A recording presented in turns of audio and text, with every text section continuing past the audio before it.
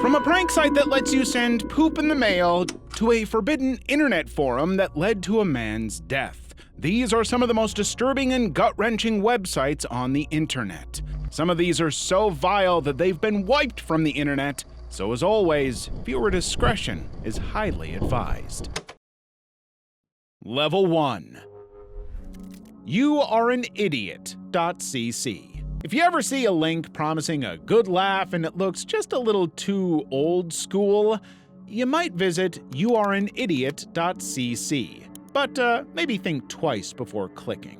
At first glance, YouAreAnIdiot.cc looked like one of those silly prank websites you'd stumble across in the early 2000s. You'd click on the link and suddenly your screen would fill with smiley faces dancing across your screen as a loud mocking voice chanted, "You are an idiot," over and over again. You are an idiot! It was funny for a couple of seconds, and then you realized that you couldn't close it. In fact, more began to open. No matter how many times you hit the X button, more and more windows would open. And that's when the laughter stopped. Yours, that is, not your system, at least not unless you figure out how to turn it off. The infamous You Are an Idiot site wasn't just an annoying prank, it was digital chaos disguised as humor. What seemed to be a harmless flash animation was actually a browser hijacker and spam trap. Early versions flooded your computer with pop-ups, slowed your system to a crawl, and in some cases, even forced restarts. People on tech forums still remember the shock of watching their screens fill up with hundreds of grinning faces that refused to go away, and not knowing what to do. No one knew who had come up with it or why. According to old threads on computer virus subreddits, some users thought it was a harmless joke created to teach people not to click random links. Others claimed it carried actual malware that could damage files or make your browser unusable. Either way, once you were hit with it, you'd never forget it. It was the perfect prank, from the voice taunting you, the unstoppable pop-ups, the feeling that your computer was laughing at you, and the fear that you had fried your PC. It became one of those weird internet legends, a mixture of nostalgia, fear, and absurdity. Even though YouAreAnIdiot.cc has long been taken down, its legacy lives on in digital folklore. Copies of the original code still float around, and brave or foolish users recreate it just for fun. It's become a symbol of the wild, unpredictable early internet, a time when you could stumble upon anything from harmless fun to something truly destructive just by a single careless click. You are an idiot!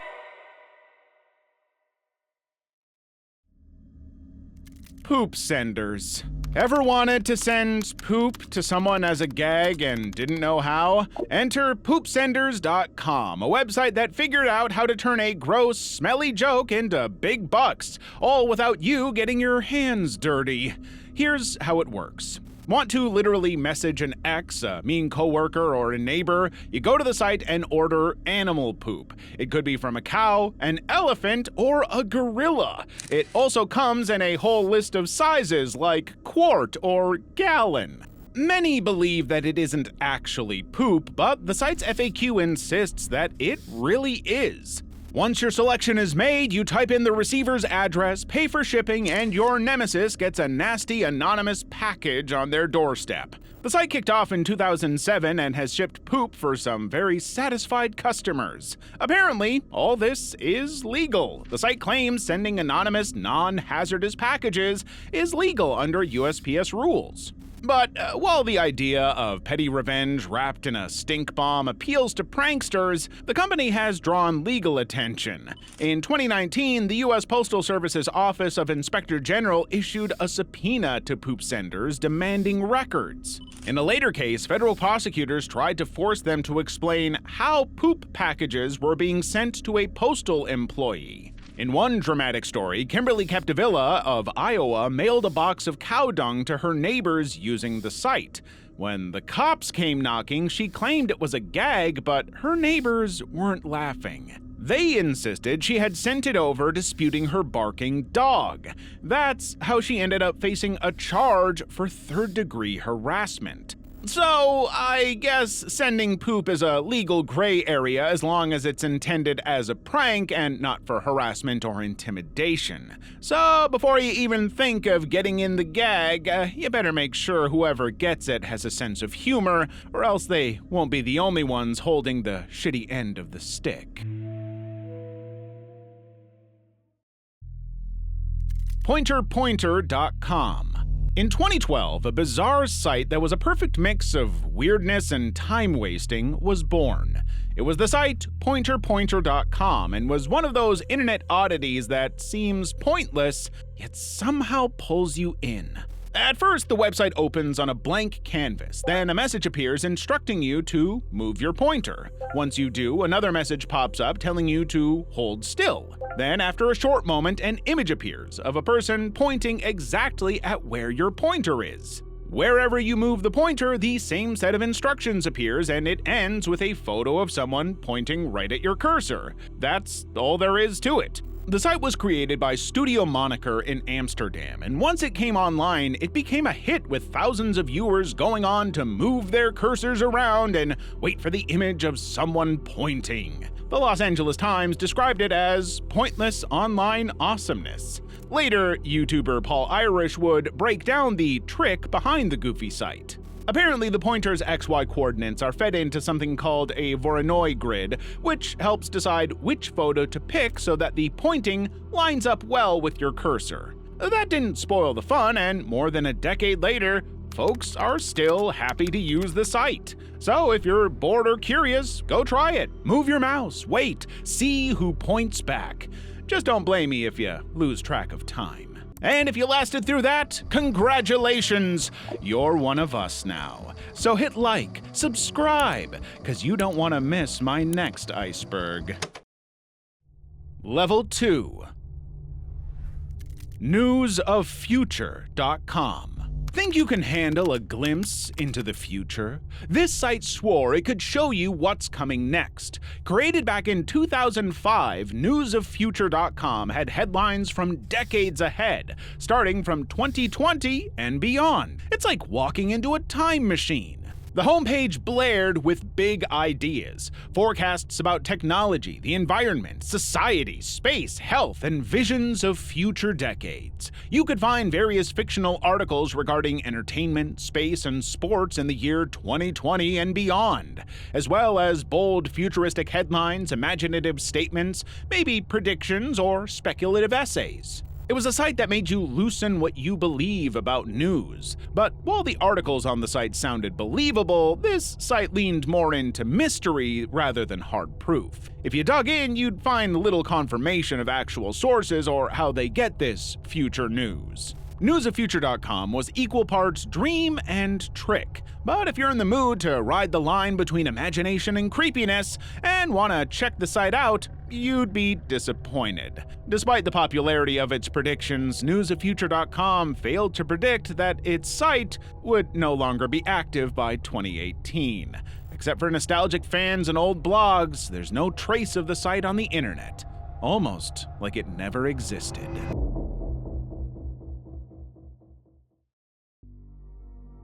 Thisman.org. There aren't many websites that started out because of an urban legend, but this one is. When you visit thisman.org, you'll see a haunting question on its homepage. Ever dream this man? Under a black and white picture of a face. This face had apparently been appearing in people's dreams across the world. He first appeared in 2006 when a patient of a New York psychiatrist drew him, even though she claimed she had never seen him in real life. After that, more patients reportedly recognized that same face in their dreams. The tale goes that the psychiatrist sent that drawing to colleagues. Shockingly, they revealed that their patients had also drawn him. Soon, thousands of dreamers from different places were claiming he had visited them in their dreams as well, yet none of them knew who he was or each other. And so the website was created as a place to collect all those dream stories and help those who had dreamed of him connect and try to understand who he was. The story spread widely online, and there were thousands of emails with people claiming they saw him, and millions of visits to the site. Visitors to the site could also contribute their own accounts of the dreams they had about the man, and the stories poured in along with many drawings of the unknown man and pictures of those who resembled him. This went on for years. Then, the site's creator, Andrea Nutella, took to Vice to make a jaw-dropping admission. This man was not a dream or a figment of several people's imagination, he was a hoax. The entire thing was part conceptual art and part marketing experiment. The website's database of dreams, the photo fit face, and even the testimonials were all part of a carefully crafted narrative. The revelation shocked the online community, as many early journalists and internet sleuths had really thought he might actually be real. The site is a curious reminder of just how easy it could be to convince people into believing something that isn't real. So, the next time you think you dream of a man you don't know, ask yourself if it's all in your head or just another viral stunt.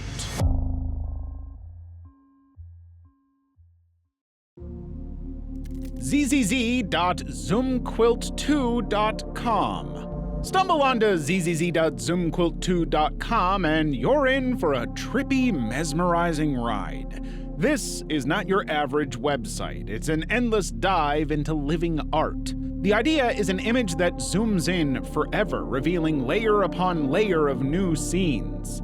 That means as you zoom, you see another world inside, then inside that, and so on, with no end. The first Zoom Quilt site was originally started in 2007 by Nikolaus Baumgarten, with many illustrators and participating artists contributing. Zoom Quilt 2 pushed the concept further. The result? A seamless, never-ending zoom-in to a painting that feels smooth and uncanny, and many describe themselves as getting lost in it because there's no finish line. You might stop at one level, but behind it is another, and another. The suspense of what's next is part of the magic and the creepiness. Level 3. Yvette'sBridalFormal.p1r8.net. You'd think there could be nothing creepy about bridal shopping. Well, I guess depending on the bride. But just wait till you find what's behind the site Yvette'sBridalFormal.p1r8.net. You're immediately transported to a landing page that screams, "Yvette sells bridal formal tuxedos, pageant prom," in all kinds of fonts, animations, and repeated lines. There are pictures of wedding gowns, tuxedo rentals, accessories, and even wedding invitations, all between a mashup of paintings and portraits. You'll also find strange bonus links and a weird mix of languages peppered in. It's so badly designed that your eyes hurt. But behind the hodgepodge of pictures and fonts, the site claims to be Yvette's Bridal and Formal in Panama City, Florida. As you scroll down, things get less chaotic and you'll see actual pictures of women in dresses. On forums, Yvette's is famous in internet mystery circles. Those who have checked out the page say there are thousands of pages branching off to the unknown, and they aren't wrong. One Reddit commenter described it as an overwhelming amount of button text and options, and that clicking sends you down endless rabbit holes. Some who tried to dig deeper claim that decades ago, folks from 4chan's paranormal boards visited the actual physical location in Florida. They spoke with the owner, who told them how this bizarre site had come to be. The story goes that a relative with mental health struggles had insisted on building the site and ended up creating what looks like an art project gone wild. But where most people would have hit the delete button, they decided to keep it since the business relied largely on walk-in clients. The site's still out there, quietly breathing in some forgotten corners of the web. If you're up for a nostalgic internet field trip, go ahead and check it out. Just don't get lost in the madness. maninthedark.com. maninthedark.com just might be one of the internet's early ghost art experiments. It's a strange, minimalist website created in 2004 by Miltos Manitas and Aaron Russ Klinger, and it has been preserved as a piece of net art ever since. When you first visit, the site feels silent, black background and little text. Then an ominous human-shaped figure appears and begins to float across the screen. But as you begin to navigate the screen, it quickly becomes clear that the figure is interactive as it chases after your cursor's movement. If you click the page, this unsettling bizarre figure goes from 1 to 5, all of them conjoined together as they snake along around the screen silently. The site has been described as an early digital art project, and though many visitors to the page are creeped out by it, this is one digital experience that forces viewers to stop scrolling and interact. CameronsWorld.net. Back in the 90s and early 2000s, there were these wild personal websites called GeoCities pages. They are now defunct, but if you visit CameronsWorld.net, you'll instantly be thrown back to exactly what the internet's wild, glittery old days would have looked like. A sensory overload of texts, animated GIFs, clip art, and weird quotes, flashy colors, and starry backgrounds, all while MIDI music loops softly in the background, giving it a hypnotic, nostalgic vibe. The site was made by Cameron Askin and Anthony Hughes by collecting from thousands of archived GeoCities sites.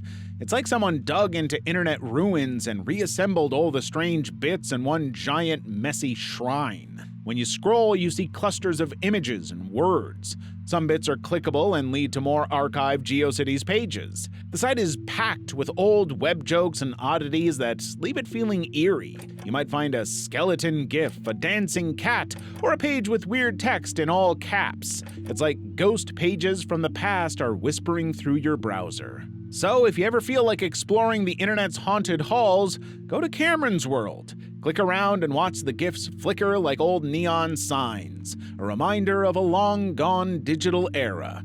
Just don't expect anything normal. That's the whole beauty of it. ExitMundi.nl. Ever wonder just how the world will end? Well, the answer might be on a strange online catalog behind the site ExitMundi.nl.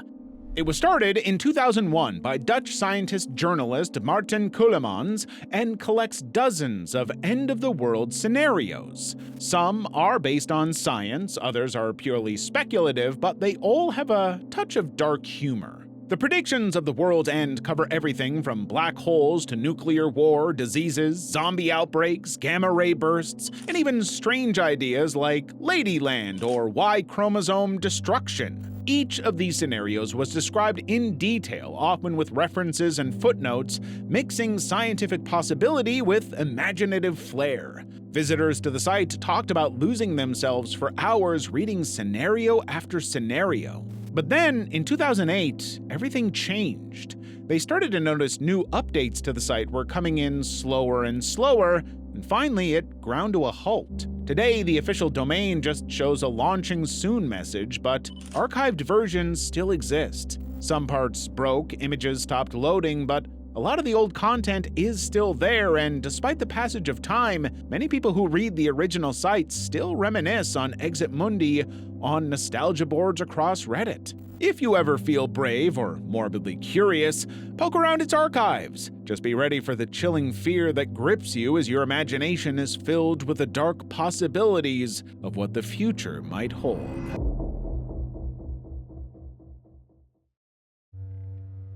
CryptoMundo.com.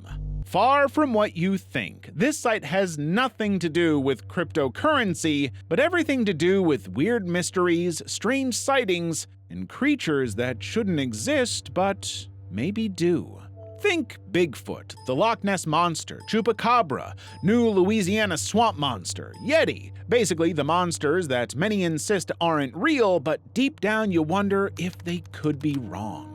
In the digital jungle that is CryptoMundo.com, these legends walk with us, and every rustle in the woods is something watching you. The site has been around since the mid-2000s, created by real-life monster hunters like Lorne Coleman and Craig Woolheater.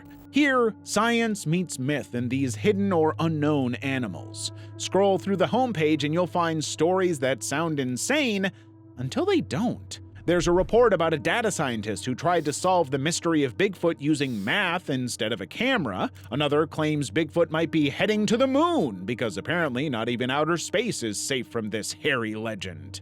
The site also shares eyewitness accounts, terrifying stories of bizarre encounters, seeing creatures with glowing eyes that vanish when you blink, and people who are on the verge of finding things out, and then something would change. What makes Cryptomundo special is its tone. It's fun, curious, but leaves a constant chill down your spine. One minute you're reading about a possible mermaid skeleton, the next you're questioning if that shadow in your backyard really is just a raccoon. It's a reminder that the world is still full of secrets, and some might have claws. But beyond the spoops, Cryptomundo is a place for people who still believe that not everything has been discovered. Whether you're a skeptic or a believer, it pulls you in, one strange story at a time.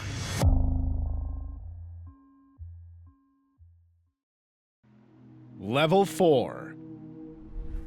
Homicide.igarape.org.br. Homicide.igarape.org.br is a chilling site where data meets death. On the surface, it looks clean, colorful, and calm, greeting you with an interactive globe in shades ranging from pale yellow to deep red. The interface feels simple and smooth, but the deeper you explore, the more haunting it becomes. Especially when you realize exactly what those colors represent. They're places where people have had their lives taken, with deep red representing tens of thousands of lives lost, like tiny warnings of places best left alone.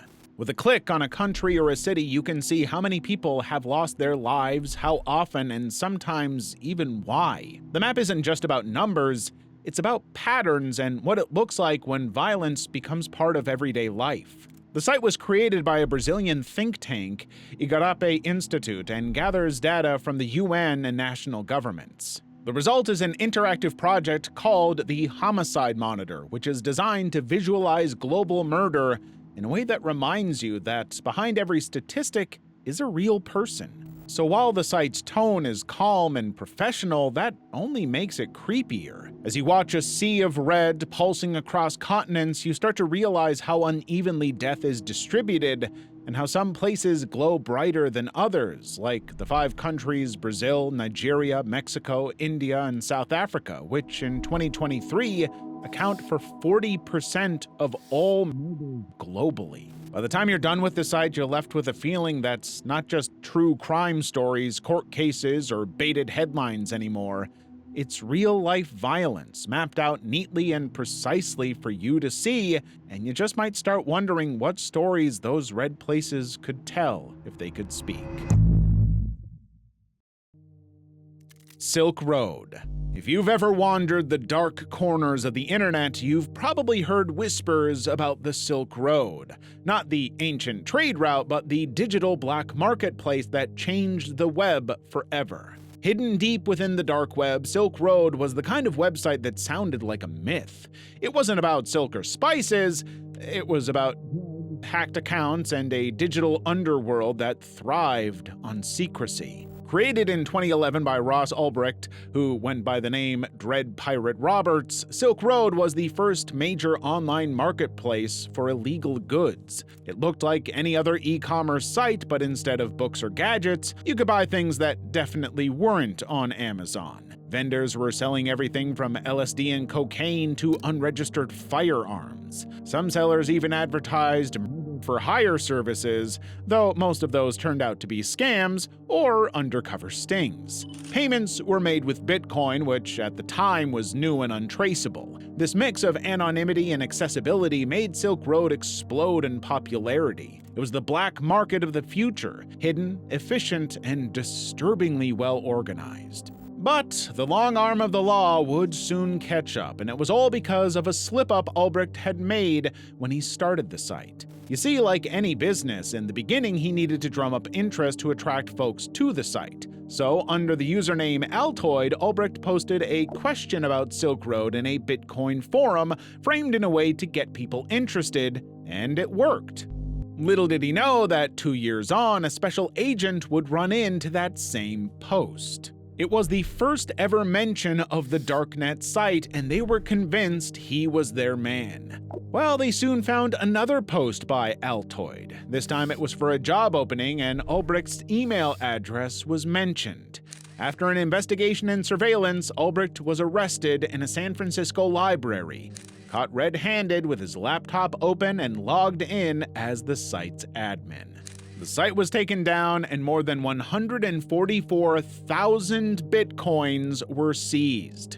Ulbricht was later sentenced to life in prison without parole, a punishment many felt was extreme, yet his story didn't end there. In 2025, President Donald Trump granted him a pardon, reigniting debates about whether Ulbricht was a cyber criminal or a misunderstood tech visionary. Years later, Silk Road's ghost lingers. It inspired countless copycats, spawned documentaries, and changed how people think about privacy online, and just how far people can go once they think they have anonymity.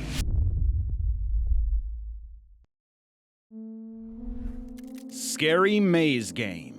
Maze games shouldn't be scary, or that's what everyone thought till the Scary Maze game, aka The Maze, was created in October 2004 by Jeremy Winterraud. It starts pretty harmless at first, just a blue dot, some walls, a goal. All you had to do was move through the maze without touching the walls. Sounds easy, right? You go through 3 levels, or sometimes the game hints at 4, with increasing difficulty. In levels 1 and 2, the walls are wide. You won't often hit them. But at level 3, things get tight. The walls shrink, paths twist sharply, and it's more difficult to get through. Then, right when you're focusing hard, a terrifying face pops up with a loud scream. Regan McNeil from The Exorcist. Because it was so unexpected, reactions to it were pretty intense, and the game hit legendary status as folks shared the videos through email, on websites, and later on YouTube. The only thing funnier than scaring your friend was watching the reaction videos of others being startled, and it became something of a classic prank. Though the original tech behind the Scary Maze game is gone, there are modern versions of Scary Maze game on most platforms. Try it if you dare, just don't blame me if you scream. 99 Rooms. The website 99 Rooms is one that pulls you into a mysterious maze of shifting images and hidden secrets. It's not exactly a game or an art gallery, more like a haunted house made of pixels. Not built to terrify, but to intrigue and disturb in small pulses. Built by artists Kim Köster, Richard Schumann, Stefan Schultz, and Johannes Bernemann, 99 Rooms was released in June 2004. It uses photographs of abandoned East Berlin industrial spaces as the canvas, overlaid with surreal art and odd dream logic objects. There's no map telling you where to go next or what to do. Sometimes you could be met with little tasks, but other times there are no clear instructions at all, and you just have to point and click your way between rooms. You might click a door, drag an image, or simply stare until something happens. All the while, there's creepy music playing, creating a very unsettling experience. What makes 99 Rooms creepy isn't loud scare effects, it's the way it plays with your expectations. Some rooms feel innocent and even quirky, but others reach into dark corners. One room shows a suspicious foot hinting at a tragic end. Another shows a portrait that seems to watch you with blank, empty eyes. Those who have been brave enough to visit the site often warn that you don't check it if you're alone at night. It's been more than 2 decades since the site's launch, and it has drawn millions of visitors. There's a whole fandom from people who love art and internet curiosity circles. In fact, a few years back, the creators even offered a collector's edition, a CD packaged with unseen images and bonus art. Curious to check out 99 Rooms? Do it cautiously, and don't be surprised if a single room sticks with you long after you close the tab. TheDarkestBlog.com. Ever wanted to spend a night scrolling through ghost stories that make your skin crawl? Then thedarkestblog.com should be right up your alley. This creepy little corner of the internet takes fear seriously. Not the jump scare kind, but the quiet, chilling kind that follows you long after you've closed your laptop. The site describes fear as pure and sacred, treating it like an art form. And honestly, it delivers. It's packed with original horror stories, eerie urban legends, and supposedly true ghost encounters sent in by readers from around the world. Each post feels like a whispered campfire tale written by someone who swears it really happened. Some are darkly poetic, others brutally real. All of them have that weird power to make you glance over your shoulder every few minutes. One standout story is Sleepover, a tale that starts innocently enough with a friend coming for a sleepover, then one makes a seemingly harmless statement, and later that night she walks into a horrifying scene.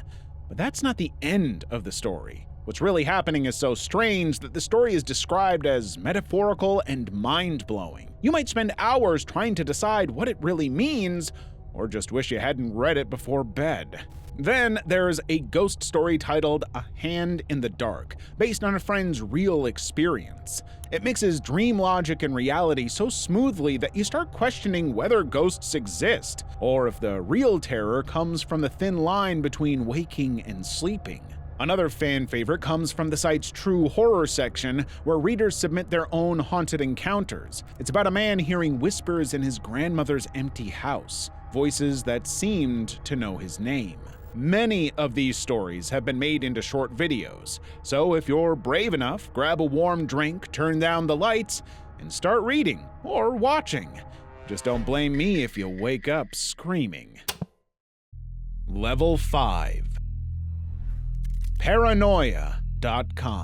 The internet is full of weird mysteries, but few are as strange as Paranoia.com. A site that somehow manages to be both creepy and confusing in the best way possible. With a name like that, you'd expect it to be some kind of underground conspiracy forum, or maybe a hacker's hub from the early 2000s. Instead, when you visit it, you're instantly redirected to Disney's official website. Yep, Disney. Mickey Mouse, the whole shebang. No warnings, no explanations, just a bizarre jump from paranoia to the happiest place on Earth. That strange redirect has made the site one of the internet's newest obsessions. Folks on Reddit, TikTok, and countless forums have tried to figure it out, especially given the site's dark history. You see, back in 1994, it was a free speech website created by Kevin T. X to host forums. There were forums discussing anything from secret government experiments, alien sightings, to cult theories. But like anything free speech, the site attracted the worst of the worst, and sketchy illicit topics like cannibalism, assistance, use, pedophilia, and were widely popular on the site.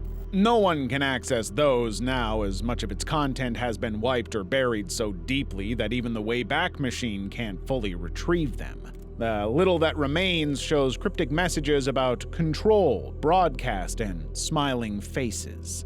That's because, in 1999, the controversial site was taken down, allegedly due to server issues, but who knows. By the next year, the site was directing users to a French web page. Then, at some point, the URL started leading to Disney instead. Some think it's just a weird coincidence caused by domain expiration or a marketing mix-up. Others believe it was a deliberate move by Disney to mess with conspiracy theorists, but there's one theory that seems to add up. Live coast to coast, America plays Paranoia. You're playing from satellite cameras in living rooms around the country. You're connected by internet and by telephone. You're all battling one studio contestant. Paranoia. It starts now.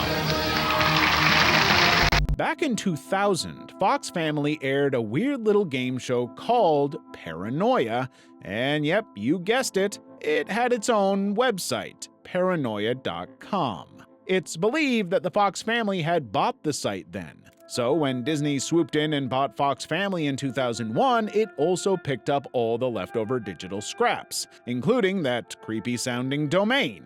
So now a site literally named Paranoia.com ended up in the House of Mouse's vaults, quietly owned by Disney.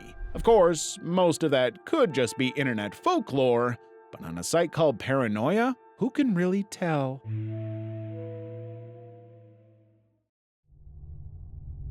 GhostResearch.org. Do you believe in ghosts? No? Well, spend a few minutes on GhostResearch.org and that might change. Often called the Ghost Research Society, it's one site where people collect ghost sightings, haunted house stories, and all kinds of paranormal oddities, then present them as serious investigations rather than clickbait. The history of its beginning dates back to 1977. Back then, the Ghost Research Society went by the name the Ghost Trackers Club. One of their most infamous cases was the Excalibur Club investigation of 1999. A paranormal team investigated Chicago's infamous Excalibur Club, once a grand social hall turned gothic nightclub. The place was packed with creepy stories, glass shattering on its own, candles lighting up spontaneously, whispering echoes through empty rooms, and ghosts either attacking folks or just being a nuisance. Some even swore they'd seen a glowing figure in a white tux appear behind the bar before vanishing into thin air. If there was one place to capture paranormal entities, this was it. So, armed with cameras, sensors, and a Ouija board, the team from Ghost Research Society scoured the dark, echoing halls. They set up in the most active spot, the dome room, waiting for signs of the afterlife. Cold spots, voices, anything. But when the night ended, the footage showed nothing unusual. It should have been a major blow, but what gives GhostResearch.org its weird, lingering power is how seriously it treats the uncanny. Many paranormal sites treat ghosts as jokes or entertainment. By contrast, Ghost Research treats them as phenomena to be observed, argued about, and understood. The group is run by Dale Kaczmarek, who gives lectures, writes books, and leads ghost tours. They're still active today. If you live near Chicago or visit, Ghost Research offers guided ghost tours. On those nighttime excursions, Kaczmarek himself leads you through haunted streets, old buildings, and graveyards. Participants often report chills, whispers, distant footsteps, or even seeing lights that shouldn't be there.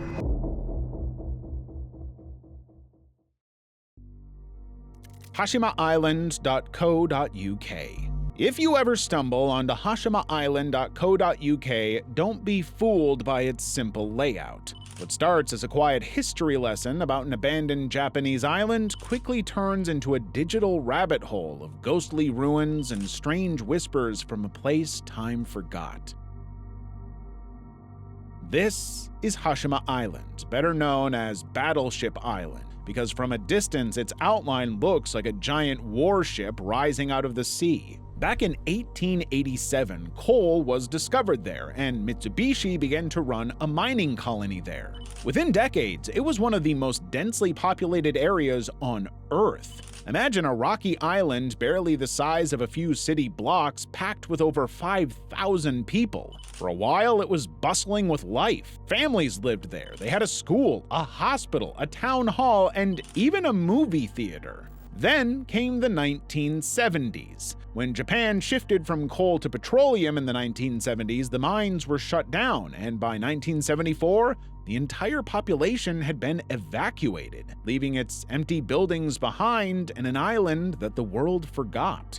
Then, in the early 2000s, HashimaIsland.co.uk appeared. No one knows exactly who runs the website, but internet sleuths say it was created by a small group of urban explorers who had become fascinated by Japan's forgotten industrial sites. The site started as a post-photo essay, then later grew into a full historical archive.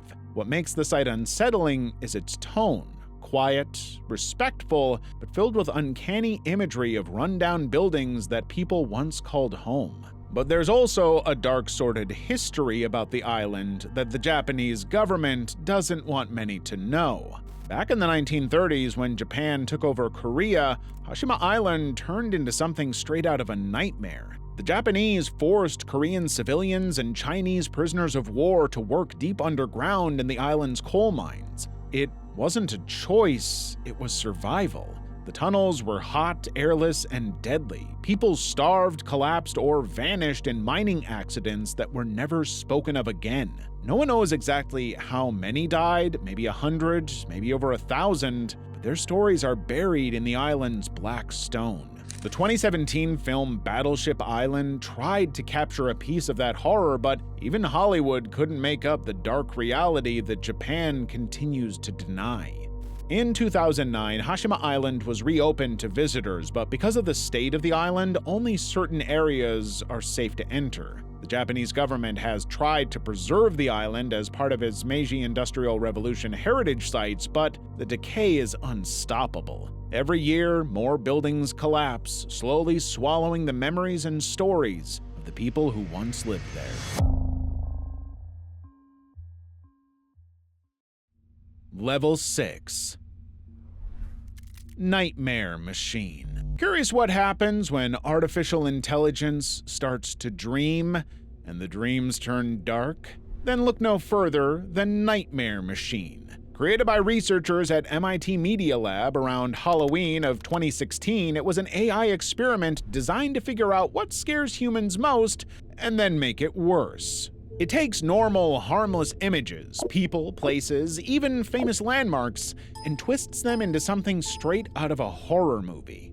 At first glance, the site looks like a normal art project, but as soon as you click Start, you realize this isn't just about spooky fun, it's a look inside an AI's idea of fear. The team trained the algorithm using thousands of horror-themed images to teach it what humans find disturbing. Then they fed it photos of places like Stonehenge and the Statue of Liberty and asked it to make them scary. The results?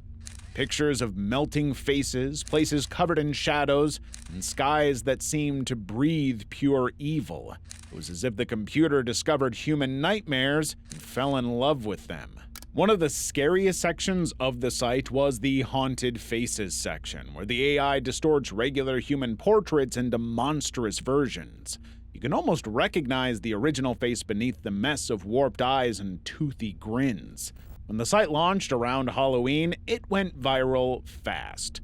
Visitors to the page shared stories of seeing faces that looked too familiar. One user swore the AI-generated horror version of a random photo looked just like his late grandmother. Another claimed the site froze on his screen, and when it finally refreshed, the distorted face blinked. Whether true or not, the story spread across Reddit like wildfire. People flooded social media with their own AI nightmares. Then curiosity began to replace actual fear, and eventually, some people decided that the site was just too scary, and it was taken down in 2023. But whether you see Nightmare Machine as a fun experiment or a peek into a digital mind gone dark, one thing's certain: once you see what it can create, you'll never look at a city skyline or your reflection the same way again. No Limits Fun. No Limits Fun is one of those names whispered about in the darker corners of the internet, one of those websites that people say you should never try to find. It wasn't your typical creepypasta or mysterious ARG. It was real, and it was run by one of the most infamous cyber criminals in history, Peter Scully. Born in Melbourne, Australia in 1963, he lived a fairly ordinary life for decades. He was married with 2 kids and appeared to be normal in every way, but under that facade lurked a real monster. His first brush with the law came when he was investigated for fraud and running illegal investment schemes in 2011, but these crimes paled in comparison to what he would do next. To escape the authorities, Scully fled to the Philippines. There, his behavior turned monstrous. He set up a site called No Limits Fun on the darknet, accessible only through Tor browsers. This site would gain a terrifying reputation across forums and Reddit threads as the darkest website ever made. That's because, behind the encryptions and anonymity, Scully was offering videos depicting terrible things to children on pay-per-view. The prices to see these videos were going as high as $10,000. His most infamous video, known as Daisy's Destruction, became infamous for its brutality and is often cited as one of the darkest pieces of content ever found online. It was this video that ended up on the notorious gore website Hurt to the Core and got people's attention. The horrific video shocked the world, and an international manhunt was launched to find the person behind it. The site's takedown led to one of the biggest criminal investigations in cyber history, and the takedown of some of the most heinous people. Scully didn't know it yet, but his days as a free man were now numbered. In 2015, the law finally caught up with him. 3 years later, he was sentenced to life.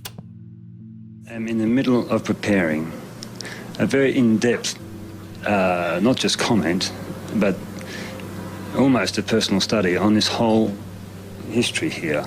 That's how remorseful I am. I have done nothing but. His crimes are so heinous that additional cases against him continue. In 2022, while he was already serving his life sentence, he got slammed with 129 years behind bars for more of his crimes. These days, the name Peter Scully is a grim reminder of the kind of darkness lurking on the internet. So the next time you hear about a mysterious site that promises no limits, keep scrolling.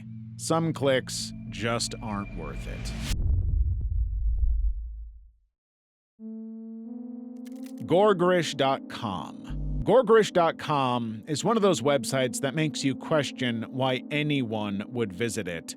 And yes, curiosity always wins. It's a place built for people who claim to have seen it all and are excited at the chance to see much worse. Launched in the early 2000s, Gorgrish was created as a space to host the kinds of videos and images that mainstream sites like YouTube or Reddit would never allow. It was meant to document the raw, the real, and the disturbing, from true crime scenes and accidents to the most unsettling clips from war zones. Over time, it became infamous as one of the last big shock sites still standing after others like LiveLeak and Best Gore were shut down. But Gorgrish is not just your run-of-the-mill website. Thousands of users from all over the world post, comment, and react to material that most people couldn't stomach for a second. They become a community that discusses death, crime, and the darker side of humanity with a strange mix of fascination and desensitization. The creepiest part, for many of them, this is just a casual observation of some of the worst things anyone would ever see. Some users say the scariest part of Gorgrish isn't what's on the screen, it's how normal it starts to feel after a while. There are real stories of people who visited out of curiosity and found themselves unable to stop scrolling, watching, and posting. One Reddit user even said they began dreaming about the clips after spending just a week browsing. The site has also drawn attention for darker reasons, like the many reports saying extremist groups sometimes use it to distribute violent propaganda. Authorities have now had to monitor and moderate what makes a gore clip curiosity or criminal. So why do people still go there? Maybe it's the same instinct that makes us slow down at car crashes or watch true crime documentaries late at night. Gorgrish.com is the internet's answer to that dark fascination with fear, violence, and death. Creepy, yes, but also a chilling reminder that sometimes the scariest monsters just might be the curious eyes behind the screen. Level 7. Cannibal Cafe. Cannibal Cafe just might be one of the most disturbing corners the internet has seen. Not because of what it was, there's much worse coming, but because it played a real-life role in one of the most infamous criminal cases ever. Cannibal Cafe started as an online discussion forum for people with extreme fetishes, specifically those fascinated with users would post under aliases discussing fantasies of eating or being eaten. As morbid as this sounds, it was all fantasy, and there was an explicit warning to those who couldn't separate fantasy from reality to stay out. But 39-year-old Armin Meiwes wasn't going to let a little warning stop him from fulfilling his dream. He was a German computer repair technician who, in March 2001, committed a crime that stunned the world. It all started when he, under the alias Frankie, made a bizarre post on the forum that read, "Seeking a well-built 18 to 30-year-old willing to be slaughtered then consumed." After several failed attempts to find someone willing to go through with it, one man responded. Bernd Brandis. He wanted to be consumed by a person. It was a match made in cannibal heaven. On March 9, 2001, Bernd went over to Armin's house, excited at the prospect of being eaten. He took some sleeping pills, painkillers, and alcohol, and Armin got down to business. What happened behind those doors is too gruesome to recount, but it ended with Bernd dead, stored in Armin's fridge. For the next 10 months, Armin feasted on his body, and no one was the wiser. When his supply ran down, he returned to the forum to share the chilling experience, ending it with a cheeky request for anyone who wanted to volunteer. That's when users of the site realized that what seemed like an obscure fetish community was capable of real violence. So this time, Armin did not get an inquisitive cannibal at his doorstep, he got the police. His defense, he had Bernd's consent, and there was a 2-hour recording of what happened that night showing both men were in on it every step of the way. But that's not how the law works, and Armin was convicted of murder and sentenced to life. While the forum itself is now offline or deeply hidden, its legacy still sends shivers down spines. Curious eyes can still check it through the Wayback Machine and read posts advertising future dinners of people out there whose secret wish is to be eaten. In an ironic twist, Armin is now a vegetarian. Too bad his decision came a couple years too late.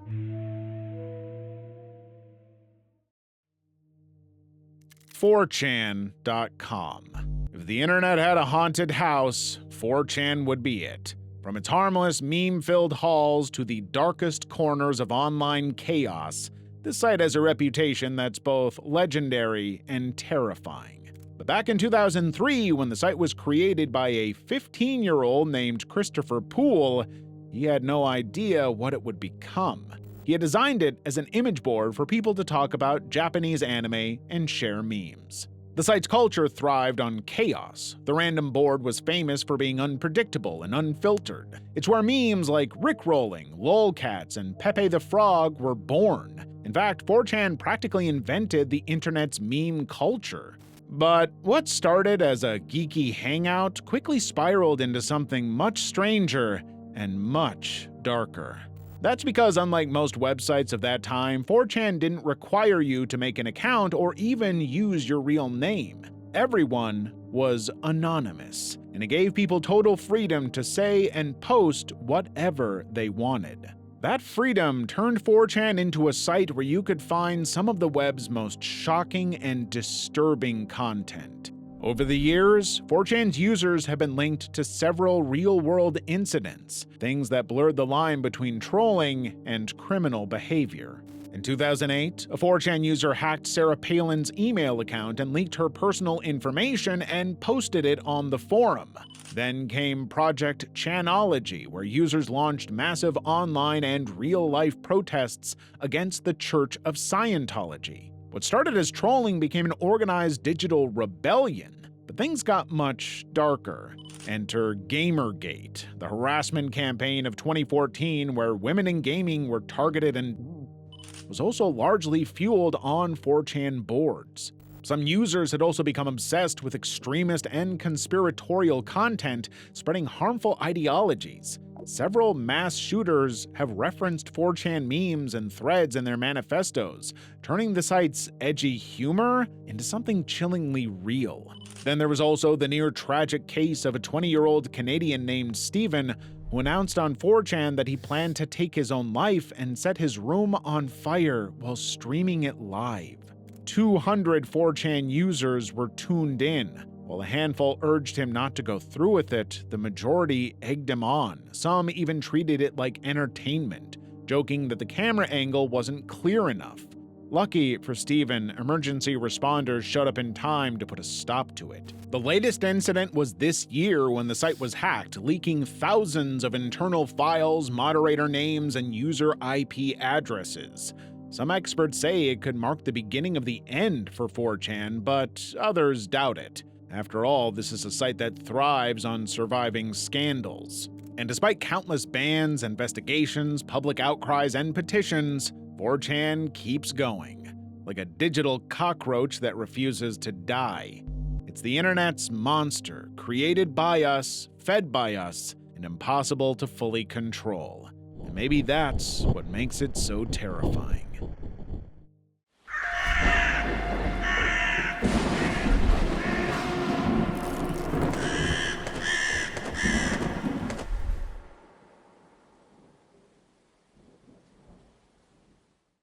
If you're still looking for more disturbing icebergs like this one, why not check out our video on the most disturbing footage iceberg next?